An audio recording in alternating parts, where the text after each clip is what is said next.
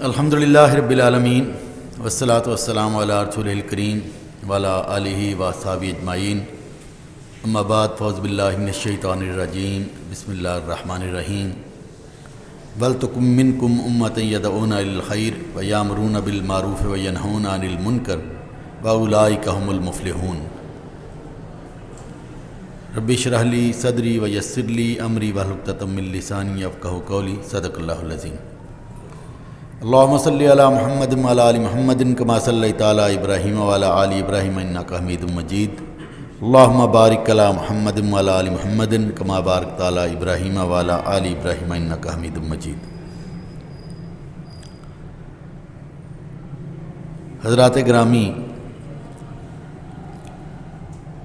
دنیا میں انسان کا آغاز حضرت آدم سے ہوتا ہے،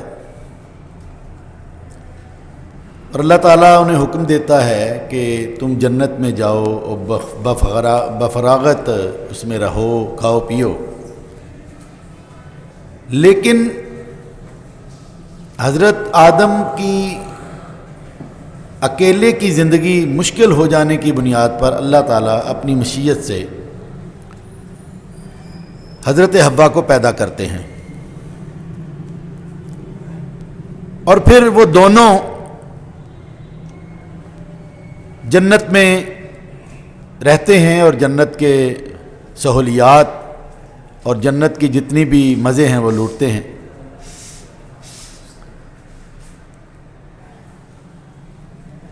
اور اس کے بعد جب دنیا میں اللہ تعالیٰ نے حضرت انسان کو بھیجا ہے، حضرت آدم علیہ السلام کو، تو پھر ان سے اولاد پیدا کی اور نسل انسانی کو آگے بڑھایا،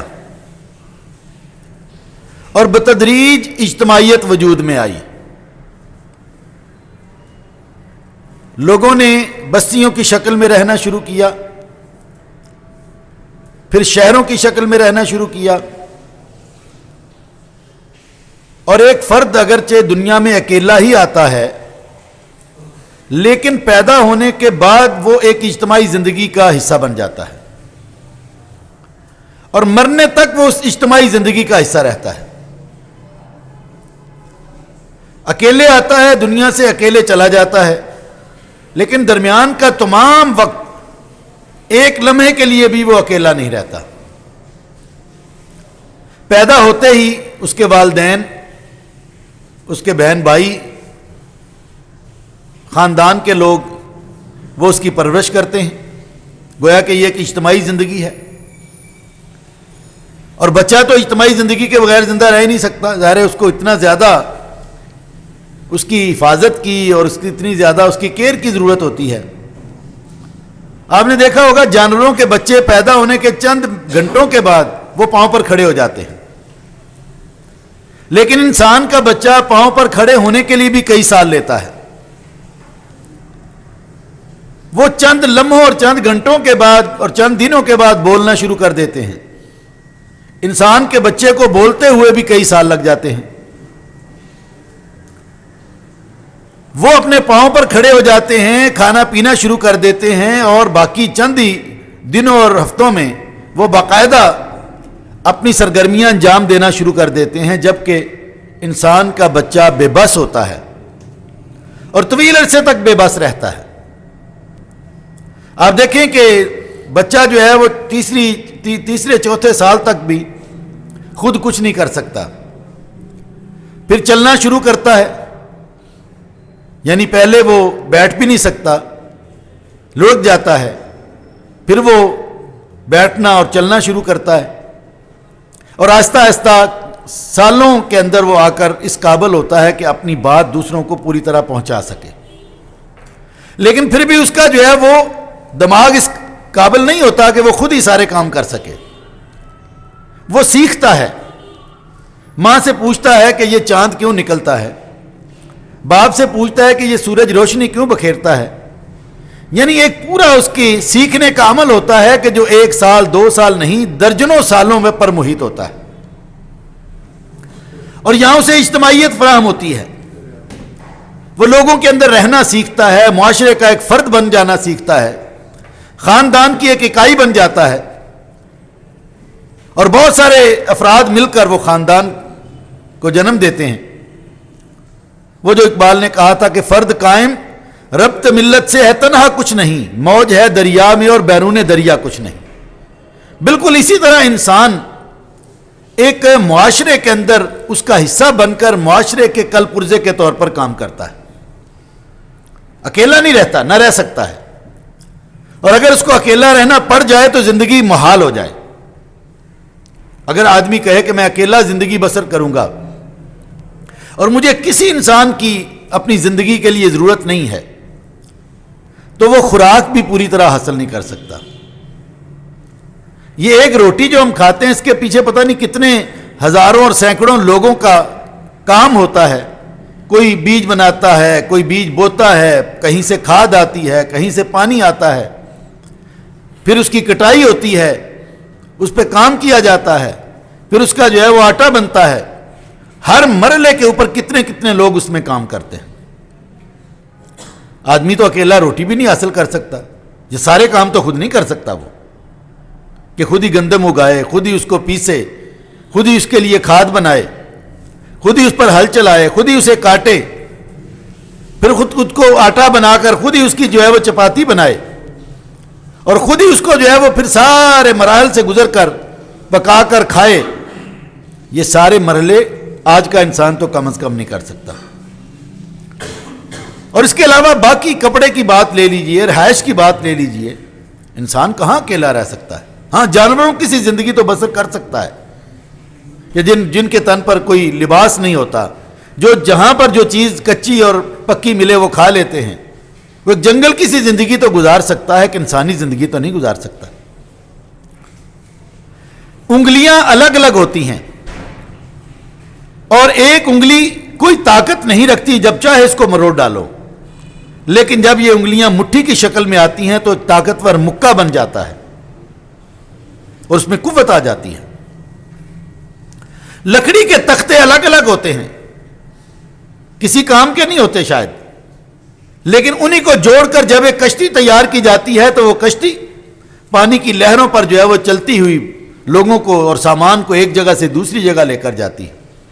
وہ ایک کام کی چیز بن چکی ہوتی ہے۔ یہ الگ بات ہے کہ انسان دنیا میں آیا اکیلا ہے اور جانا بھی اکیلے ہے، اور حساب بھی اس کا اکیلے کا ہوگا کہ اس نے دنیا میں کیا عمل کیے، لیکن دنیا کے اندر رہتے ہوئے اجتماعی زندگی میں اب وہ اکیلا آدمی ذمہ دار ہوتا ہے اپنی اصلاح، اپنی تربیت، اگرچہ بہت سارے لوگ اس کے اندر شریک ہوتے ہیں، لیکن ایک فرد اکیلا نہ اپنی پوری طرح اصلاح کر سکتا ہے، نہ پوری طرح علم حاصل کر سکتا ہے۔ اس کے لیے اجتماعی ادارے وجود میں آتے ہیں۔ سب سے پہلا ادارہ اس کا گھر ہوتا ہے، گھرانہ، جہاں وہ ماں باپ سے سیکھتا ہے، بہن بھائیوں سے سیکھتا ہے۔ ایک خاص عمر میں جا کر پھر اس کو تعلیمی ادارے میں جا کر جو ہے وہ داخل کرواتے ہیں۔ وہ مسجد میں جاتا ہے، وہاں سے وہ سیکھتا ہے، پھر تعلیمی ادارے میں جاتا ہے، وہاں سے جا کر سیکھتا ہے،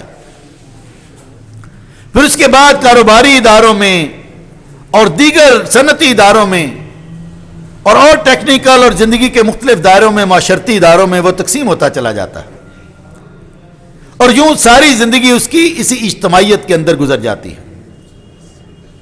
یہ مسجد بذات خود ایک اجتماعی ادارہ ہے، یہاں باجماعت نماز ہوتی ہے، جمعہ ہوتا ہے، اکٹھے لوگ آتے ہیں، اکٹھے عبادت کرتے ہیں۔ یہ ہسپتال، یہ بھی ایک اجتماعی ادارہ ہے، اس میں ڈاکٹر ہوتے ہیں، اس میں مریض آتے ہیں، اس میں پیرامیڈیکل سٹاف ہوتا ہے، اس میں نچلا سٹاف ہوتا ہے، اس میں مینجمنٹ ہوتی ہے، وہ سب مل کر اس ادارے کو وجود بخشتے ہیں۔ تو کوئی بھی آرگنائزیشن اور کوئی بھی ادارہ وہ لوگوں کی اجتماعی زندگی کا مظہر ہوتا ہے، اس کے بغیر کوئی اکیلا آدمی اس کو نہ بنا سکتا ہے اور نہ چلا سکتا ہے۔ اور دنیا میں کوئی چھوٹے سے چھوٹا مقصد حاصل کرنا ہو اور کوئی بڑے سے بڑا مقصد حاصل کرنا ہو، اس کے لیے گویا کہ اجتماعیت کی ضرورت ہوتی ہے، تنظیم کی ضرورت ہوتی ہے۔ کوئی آپ نے چھوٹا مقصد حاصل کرنا ہے، کوئی بڑا مقصد حاصل کرنا ہے، اجتماعیت کی ضرورت رہے گی۔ علاج معالجہ کرنا ہے تو ہسپتال ایک اجتماعیت ہے، عبادت کرنی ہے تو مسجد یہ اجتماعیت ہے، اجتماعی ادارہ ہے. تعلیم حاصل کرنی ہے، اسکول اور تعلیمی ادارہ یا کالج یہ بھی ایک اجتماعی ادارہ ہے. رفائی کام کرنا ہے تو تب بھی بہت سارے مل کر یہ کام لوگ کرتے ہیں. تو گویا کہ دنیا میں چھوٹے سے چھوٹے مقصد حاصل کرنے کے لیے اور بڑے سے بڑے مقصد کو حاصل کرنے کے لیے ایک تنظیم کا وجود ضروری ہے. تنظیم کے بغیر کوئی کام نہیں ہو سکتا. ایک جماعت کا وجود ضروری ہے. آپ اس کو تنظیم کہہ لیں، اس کو آرگنائزیشن کہہ لیں، اس کو جماعت کہہ لیں، آپ اس کا کوئی بھی نام دھر لیں، لیکن ایک تنظیم اور جماعت کے بغیر کوئی کام نہیں ہو سکتا دنیا میں. آپ کا کوئی مقصد حاصل نہیں ہو سکتا. اور دنیا کا سب سے بڑا کام جس کا تذکرہ پچھلے خطبے میں بھی ہوا تھا، جو ہماری سب سے بڑی ذمہ داری ہے، اور وہ ذمہ داری کیا ہے جو سب سے بڑی ذمہ داری ہے؟ وہ یہ ہے کہ انسان دنیا میں پیدا ہوا ہے، اور اگر وہ مسلمان ہے اور اسلام کی حیثیت سے وہ اس امت کا ایک فرد ہے، تو اس کے لیے یہ ضروری ہے کہ وہ اس اللہ کے دین کے غلبے کی جد و جہد کرے، وہ اللہ کے دین کو لوگوں تک پہنچائے، اور دنیا میں اللہ کے دین کو غالب کرنے کی اور اللہ کے جو ہے وہ اور اس کے نبی کے نظام کو نافذ کرنے کی کوشش کرے. تو جہاں چھوٹے سے چھوٹا کام بھی اکیلے نہیں ہو سکتا، یہ اتنا عظیم الشان کام کیسے اکیلے ہو سکتا ہے؟ اس کام کے لیے بھی اللہ تعالیٰ نے ذمہ داری لگائی. کس کی؟ کنتم خیر امۃ اخرجت للناس تأمرون بالمعروف وتنہون عن المنکر وتؤمنون باللہ، کہ تم وہ بہترین امت ہو جس کو اس کام کے لیے دنیا میں بھیجا گیا ہے. تم لوگوں کو نیکی کا حکم دیتے ہو اور برائی سے روکتے ہو اور اللہ پر ایمان لاتے ہو. گویا کہ اس پوری کی پوری امت محمدیہ کا یہ مقصد وجود ہے کہ وہ اس دھرتی کے اوپر، اس دنیا کے اوپر اللہ کے دین کو غالب کرے. یہ ہے اصل میں اس امت کا مقصد. اور یہ امت ظاہر افراد سے وجود میں آتی ہے. مسلمان سب اکٹھے ہوتے ہیں تو یہ امت وجود میں آتی ہے. اب اگر کسی اجتماعی ادارے میں فرض کریں یہ مسجد ہے، اس میں باجماعت نماز ہوتی ہے، اور باجماعت نماز پڑھنا یہ یہاں پر ہونا یہ لازمی امر ہے. اب نماز کے 20 افراد جو نمازی ہیں وہ کہیں کہ نہیں جی نہیں میں اکیلے اکیلے ہی پڑھوں گا، تو کیا نماز ہو سکتی ہے؟ بے شک وہ نماز پڑھ لیں اکیلے اکیلے. کیا باجماعت نماز ہوگی؟ مسجد کا وجود، جس کام کے لیے مسجد وجود میں آئی ہے، کیا وہ مقصد پورا ہو سکے گا؟ نہیں ہو سکتا. ہم کہیں جی یہ مسجد والوں کا کام ہے جی کہ وہ اس میں نماز کریں، ہم تو اکیلے اکیلے ہی پڑھیں گے. نہیں، ہر نمازی کی ذمہ داری ہے کہ وہ اس میں شامل ہو. اور اس میں جب شامل ہوگا تو اس کو امام کے تمام رکوع و سجود، اور جس طرح وہ امام نماز پڑھتا اور پڑھاتا ہے اس طرح اس کو کرنا پڑے گا. ایسا بھی ممکن نہیں ہے کوئی جماعت میں شامل ہو جائے اور امام کا اللہ اکبر رکوع میں جاؤ اور وہ رکوع کی بجائے سجدے میں چلا جائے، اور وہ سجدے سے کھڑا ہونا چاہے اور وہ جو ہے وہ قیام کی شکل میں چلا جائے، قیام کی بجائے رکوع میں چلا جائے، تو پھر جماعت تو نہیں ہوگی. تو اس کا مطلب ہے جماعت بنیادی طور پر سب نمازیوں کی ذمہ داری ہے، فردن فردن ذمہ داری ہے. میں بات درست کر رہا ہوں کہ نہیں؟ ہر نمازی اس میں اپنا حصہ ڈالے گا، اجتماعی اس معاملے میں شریک ہوگا تو جماعت ہوگی، ورنہ جماعت نہیں ہو سکتی. بالکل اسی طرح اس امت کا مقصد ہے کہ اللہ تعالیٰ کے دین کو اس پوری دھرتی پر غالب کرے. اس کے لیے یہ وجود میں آئی.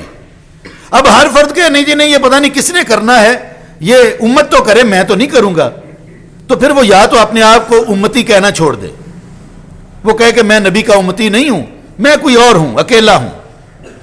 اب وہ چاہتا ہے کہ نبی کے امتی کی حیثیت سے حضور کی شفاعت کا بھی سزاوار ٹھہرے. وہ یہ بھی چاہتا ہے کہ حضور کے ہاتھ سے جام کوثر بھی جو ہے وہ آخرت کے روز پیے اور سعادت حاصل کرے. وہ یہ بھی چاہتا ہے کہ لوگ اس کا جنازہ پڑھائیں، لوگ اس کے ساتھ اجتماعی جتنے بھی معاملات ہیں اس میں شریک ہوں، اس کو ایک مسلمان سمجھا جائے. وہ یہ سب کچھ تو چاہتا ہے، لیکن وہ یہ نہیں چاہتا کہ میری بھی کوئی ذمہ داری ہے اور میں بھی وہ ذمہ داری پوری کروں. میرا لوگ نماز جنازہ پڑھائیں میری، لیکن میں کسی کی نہ پڑھوں. باجماعت نماز لوگ پڑھیں، میں بالکل اس میں شریک نہ ہوں. دین کا غلبہ لوگ کریں، میں اس میں کوئی حصہ نہ ڈالوں. تو بتائیں کہ کیا وہ ذمہ داریوں سے بالکل علیحدہ ہو کر کیا وہ اس امت کا کوئی فرد رہ سکتا ہے؟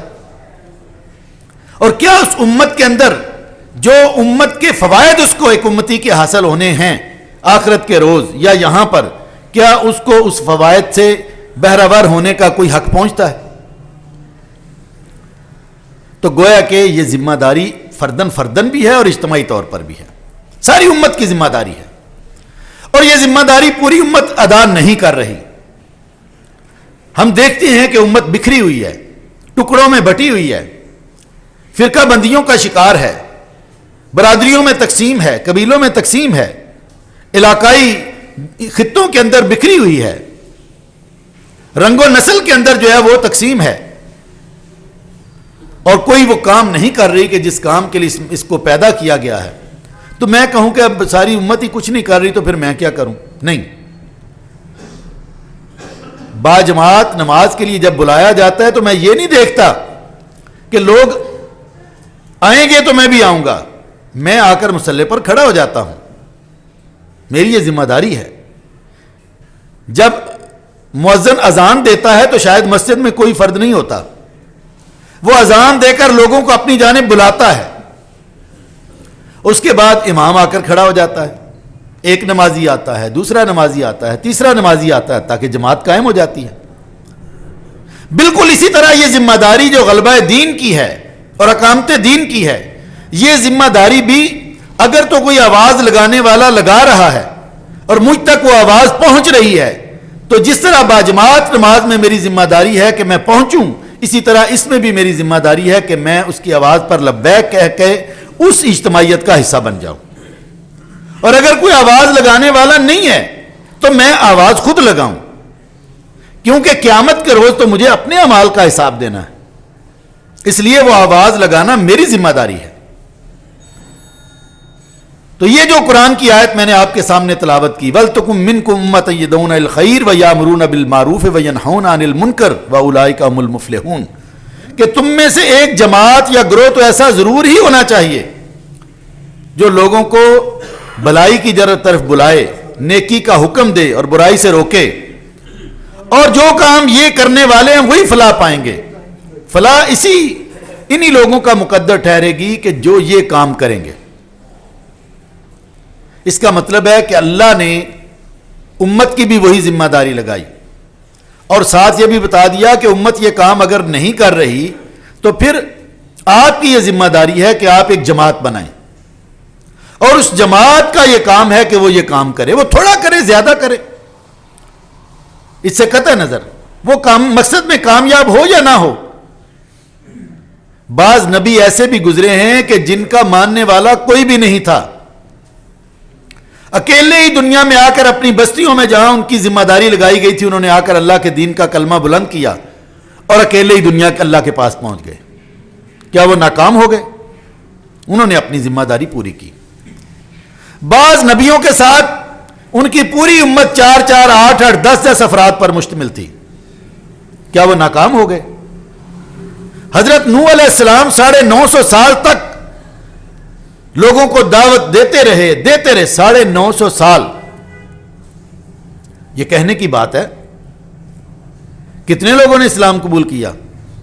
کوئی 70-72 لوگوں نے، اتنے ہی تھے جو تاریخ میں آتا ہے۔ 950 سال تک وہ کام میں لگے رہے، اتنی امت بچی، باقی تو سب جو ہے وہ راندہ درگاہ ہوئے اور عذاب کا شکار ہوئے۔ تو اس لیے جس کی ذمہ داری ہے، جو اس کو محسوس کرتا ہے، جو آخرت کے روز اس کا جواب دے اپنے آپ کو محسوس کرتا ہے، اس کو تو یہ ذمہ داری محسوس کرنی پڑے گی، اس کو لینی پڑے گی۔ وہ یہ نہیں ہے کہ دوسرے لوگ کام کرتے رہیں اور وہ جناب اس کے ثمرات کو سمیٹتا رہے، یہ ممکن نہیں ہے۔ والعصر ان الانسان لفی خسر الا الذین آمنوا وعملوا الصالحات وتواصوا بالحق وتواصوا بالصبر کہ ساری دنیا خسارے میں ہے، ساری دنیا جہنم میں جا رہی ہے، سوائے ان لوگوں کے جنہوں نے یہ 4 کام کیے۔ ایمان لائے، لیکن یہ کافی نہیں ہے۔ ایمان کے مطابق اعمال صالح کیے، یہ بھی کافی نہیں ہے، یہ بھی کافی نہیں ہے۔ ہمارے ہاں تو بہت کافی ہے نا، کہ مسلمان بھی ہے، نمازی بھی ہے، حج زکوٰۃ بھی کرتا ہے، کاروبار بھی بڑا اچھا کرتا ہے، کسی کو تکلیف بھی نہیں پہنچاتا، عبادات بھی بالکل اگلی صف میں کھڑے ہو کر کرتا ہے, معاملات بھی اچھے ہیں, اخلاق بھی بڑا اچھا ہے, تو ہم کیا کہتے ہیں کہ اس جیسا تو بندہ ہے ہی کوئی نہیں. ذمہ داری پوری نہیں ہوئی, خسارے سے نہیں بچا, جہنم سے نہیں بچ سکتا صرف اعمال کی بنیاد پر. دو چیزیں اور بھی ہیں جن کا قرآن نے تذکرہ کیا, وَتَوَاصَوْا بِالْحَقِّ وَتَوَاصَوْا بِالصَّبْرِ. حق کی نصیحت بھی کرے, حق دوسرے لوگوں تک بھی پہنچائے, اللہ کا دین جو اس تک پہنچا ہے اس کو دوسروں تک بھی پہنچائے, اور پھر اس کے راستے میں اگر مشکل آئے, پریشانی آئے تو اس پر صبر بھی کرے, اس پر گالیاں نہ بکنا شروع کر دے, جذبات میں نہ آ جائے. دیکھیں یہ 4 ذمہ داریاں ہیں جو جنت کے راستے کے لیے ہیں اور جہنم سے بچنے کے لیے. تو جو میں بات آپ کو بتانا چاہتا ہوں وہ یہ ہے کہ اسلام جماعت کے بغیر نہیں ہے, اسلام جماعت کے بغیر نہیں ہے, اسلام جماعت کے بغیر نہیں ہے. جماعت میں رہ کر اسلام کی حفاظت کی جا سکتی ہے. حضور اکرم صلی اللہ علیہ وسلم نے ارشاد فرمایا کہ جماعت کے دامن کو مضبوطی سے تھامے رکھو اور انتشار سے پوری طرح الگ رہو. جماعت کے دامن کو مضبوطی سے تھام لو. کون سی جماعت؟ اس دور میں تو اس کو الجماعت کہا جاتا تھا, جب خلفاء راشدین تھے, جب ایک ہی خلیفہ ہوتا تھا اور صاحب اس کے ماننے والی ساری امت جو ہے وہ اس کی پیروکار ہوتی تھی, اجتماعیت کی. لیکن جب مسلمان دھڑوں میں بٹ گئے, علاقوں میں بٹ گئے, تو ایک خلافت تو ختم ہو گئی, تقسیم ہو گئے. تو یہ ظاہر ہے حضور صلی اللہ علیہ وسلم کی حدیث کوئی 100 سال کے لیے تھوڑی تھی, یہ تو قیامت تک کے لیے ہے نا جی آپ کے فرمان. تو فرمایا کہ جماعت سے مضبوطی سے جماعت کو پکڑ لو اور انتشار سے پوری طرح الگ رہو. گویا کہ وہ جماعت جو وہ کام کر رہی ہے جو نبی نے کیا تھا, جو نبی کی جماعت نے, صحابہ کی جماعت نے جو کام کیا تھا, جس کا وہ مقصد تھا, وہ مقصد کے لیے اگر کوئی جماعت کام کر رہی ہے تو وہی اصل میں جماعت ہے. اور وہ مقصد کیا ہے؟ اللہ کے دین کو غالب کرنا. یعنی گویا کہ اگر کوئی جماعت اللہ کے دین کو غالب کرنے کی کوشش کر رہی ہے تو آپ کو اس کا حصہ بننا پڑے گا, حصہ بننا پڑے گا. فرمایا میں تمہیں 5 باتوں کا حکم دیتا ہوں جماعتی زندگی کا. پہلی بات ہی کیا؟ جماعتی زندگی کا, جماعت میں ضم ہو جانے کا, سما کا, یعنی جماعت ہوگی تو اس کا کوئی امیر بھی ہوگا, امام بھی ہوگا. سما کا, سننے کا, کیا وہ کہتا ہے, اطاعت کا, اور پھر اس کے مطابق عمل کرنے کا. جس طرح امام کھڑا ہو, وہ غلطی بھی کر لے تو آپ غلطی کرتے ہیں کہ نہیں کرتے؟ اگر رکوع کی بجائے سجدے میں چلا جائے یا 1 رکعت زیادہ پڑھ لے تو کیا پیچھے کسی نے نماز توڑی ہے کبھی؟ یہ الگ بات ہے کہ بعد میں آپ نماز دہرائیں اسی امام کی جو ہے وہ امامت میں, یا اس میں سجدہ صاف کریں, لیکن امام کی بات تو ماننی پڑتی ہے. تو امیر کے بغیر جماعت ہو ہی نہیں سکتی. ظاہر ہے کوئی امیر ہوگا جس کا حکم چلے گا تو جماعت ہوگی. تو دوسرا فرمایا سما کا, سننے کا, اور تیسرا فرمایا اطاعت کا, اس کے مطابق عمل کرنے کا, اور ہجرت کا, اگر اللہ کی راہ میں ہجرت کی نوبت آئے تو ہجرت کرنے کا, اور دین کو غالب کرنے کے لیے جہاد فی سبیل اللہ کا. ہے تو باتوں تو ساری دین کے غلبے کی ہیں. بندہ جائے تو جائے کدھر؟ نبی بھی آئے دین کے غلبے کے لیے, صحابہ نے بھی یہی کام کیا, امت نے بھی یہی کام کیا. جماعت بنانے کا بھی اسی کام کے لیے حکم ہے, جماعت میں رہنے کا بھی اسی کام کے لیے حکم ہے. اس امت کو تو پتہ ہی نہیں ہے کہ یہ بھی کوئی ہماری ذمہ داری ہے کہ دین کو غالب کرنے میں ہمارا بھی کوئی کردار ہونا چاہیے یا نہ. اور آپ صلی اللہ علیہ وسلم نے فرمایا جو شخص الجماعت سے بالشت برابر بھی الگ ہو گیا, کوئی شک نہیں کہ اس نے اسلام کا قلادہ اپنی گردن سے اتار دیا. الجماعت سے مراد وہ ایک جماعت ہے, یہ یہاں پر وہ مراد ہے کہ ایک ہی جماعت پوری امت کی ہو. اور فرمایا کہ جماعت سے چمٹے رہو, کیونکہ بھیڑیا اس بکری کو کھا جاتا ہے جو اپنے ریوڑ سے دور ہو جاتی ہے, الگ ہو جاتی ہے. تو گویا کہ جماعت میں قائم شامل ہو کر ہم نے یہ جو دین کی خدمت کی بات ہم کرتے ہیں نا, دین کی خدمت, یہ دین کی اصل خدمت یہ ہے کہ دین نافذ ہو, دین نافذ ہو جائے, ورنہ خدمت کہاں ہوگی؟ اس کا ایک حصہ ہی ہم کریں گے نا. اب یہ جماعت کون سی ہو؟ اگر کوئی جماعت کسی فرقے کی بنیاد پر وجود میں آئی ہے تو آپ خود ہی بتائیں کہ کیا وہ جماعت ہو سکتی ہے جو حضور صلی اللہ علیہ وسلم نے قائم کی تھی، یا اس کی پیروکار ہو سکتی ہے کہ جو خاص فرقے کی بنیاد پر لوگوں کو دعوت دیتی ہو؟ ہرگز نہیں ہو سکتی. وہ تو دین کے کسی جز کو پکڑے ہوئے ہے. کوئی جماعت دین سے ہٹ کر اپنے مقاصد رکھتی ہو، جیسے سیاسی جماعتیں ہوتی ہیں جو دیگر، اور ان جماعتوں میں آدمی سمجھ لے کہ یہ وہی جماعت ہے اور میں اپنی ذمہ داری پوری کر رہا ہوں، تو کیا وہ جماعت ہو سکتی ہے جن کا مقصد دین کا غلبہ نہ ہو، دین کو جو ہے وہ دھرتی پر رائج کرنا نہ ہو؟ تو گویا کہ جماعت صرف وہ ہوگی کہ جو اسلام کے غلبے کے لیے وجود میں آئے گی، اس کے لیے پھر مختلف اقدامات کرے گی، اس کے لیے کام کرے گی، عوام میں جائے گی، دعوت دے گی، جہاد فی سبیل اللہ کرے گی، لوگوں کی تربیت کرے گی. یہ وہ جماعت ہوگی کہ جس میں شامل ہونا میری اور آپ کی ذمہ داری ہے. قیامت کے روز اس کے بارے میں سوال ہوگا، جواب دینا پڑے گا. اور اگر ایسی کوئی جماعت آپ دیکھتے ہیں، ڈھونڈتے ہیں کہ ایسی، فرشتوں کی تو بہرحال کوئی بھی نہیں ہوگی، انسانوں کی ہوگی. اگر آپ دیکھتے ہیں کہ کوئی ایسی جماعت نہیں ہے تو پھر ذمہ داری ہے کہ میں اور آپ ایسی جماعت قائم کرنے کی کوشش کریں، تاکہ قیامت کے روز اللہ کے ہاں کہہ سکے کہ یا اللہ ہم نے تو اپنی کوشش کی تھی اور ہمیں کوئی ملا نہیں، تو ہم نے خود ہی جو ہے وہ جماعت بنائی تھی تاکہ تیرے دین کو غالب کر سکیں. ظاہر اس کے تقاضے بھی پورے کرنے ہوں گے. اور اگر ایسا نہیں ہے تو جو جماعت کوئی نہ کوئی موجود ہے، دنیا کے مختلف خطوں میں جماعتیں موجود ہیں، ان میں سے دیکھنا پڑے گا کہ کون سی جماعت یہ اللہ کے دین کے غلبے کی جد و جہد کر رہی ہے اور اس معیار پر پورا اترتی ہے کہ جو اللہ کے نبی نے معیار قائم کیا ہے اور صحابہ نے معیار قائم کیا. اس معیار پر تو کوئی بھی نہیں ہوگا، لیکن اس کے قریب ترین کون سے لوگ ہیں، اور اس میں شامل ہو جانا اور شامل ہو جا کر اس کے تحت اپنی زندگی گزارنا، یہ ہے اصل میں وہ ذمہ داری کہ جس کا ہمیں قرآن حکم دیتا ہے اور حضور صلی اللہ علیہ وسلم بار بار ہمیں جس کی تلقین کرتے ہیں. اس کے بغیر مسلمانوں محض عبادات کے ذریعے سے اور محض جو ہے وہ دین کے ایک حصے پر عمل کر کے آپ اگر یہ سمجھیں گے کہ ہم نے دین کا حق ادا کر دیا ہے، تو نہ قرآن کی روح سے کیا ہے نہ حدیث کی روح سے کیا ہے. یہ بات سمجھنے کی ہے، اس پر غور کریں اور پھر اپنا رستہ اختیار کریں. اللہ تعالیٰ عمل کی توفیق عطا فرمائے. واخر دعوانا الحمدللہ رب العالمین.